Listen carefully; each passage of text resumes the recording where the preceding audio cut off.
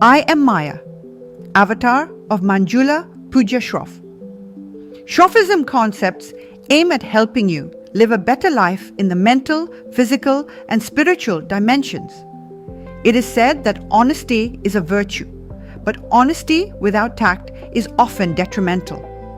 Very often, people confuse speaking directly with being rude, as though the only way to express the truth is to deliver it bluntly, without care for how it is received. There is an art of being firm without being harsh and being direct, but also being responsible in communication. When practiced well, directness creates respect instead of resentment. Take Winston Churchill, for example. Known for his razor-sharp wit, he once attended a dinner where a lady tried to insult him. "If I were your wife, I would put poison in your coffee," she declared. Without hesitation, Churchill replied, "Madam, if I were your husband, I would drink it." Now, was that rude? Perhaps to some ears. But the point to note here is that he did not shout, nor did he lose his composure. His words were direct, pointed, and softened with humor. He stood his ground without being crude. That is the first lesson. Tone matters. Firm words, delivered with warmth or wit, land far better than bluntness served cold.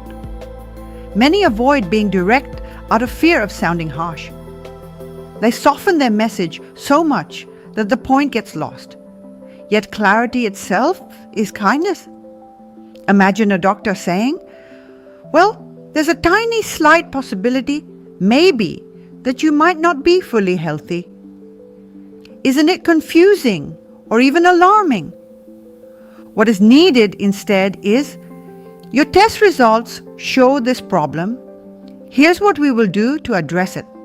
Clear, honest, respectful. 3 simple practices make directness easier to receive. First, begin with respect.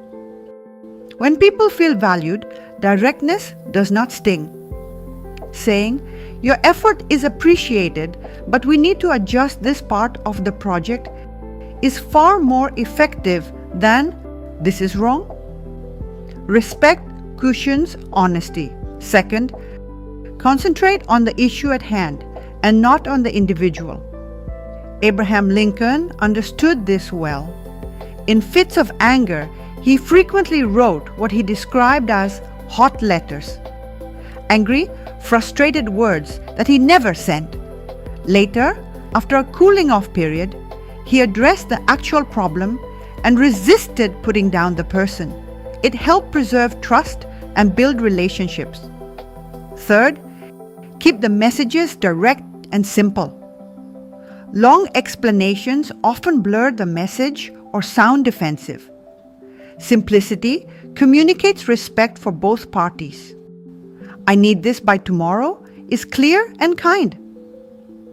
"Well, I don't want to bother you, but if it's not too much trouble, could you maybe send it by tomorrow?" Creates confusion and doubt. Directness, when practiced thoughtfully, brings certainty. People may not always like the message, but they will trust the messenger. Gandhi offers another example. Gentle in manner, yet unyielding in truth, he declared to the British, "We will not cooperate with injustice. No shouting, no insults, no unnecessary words. Calm, steady, and direct." His clarity shook an empire.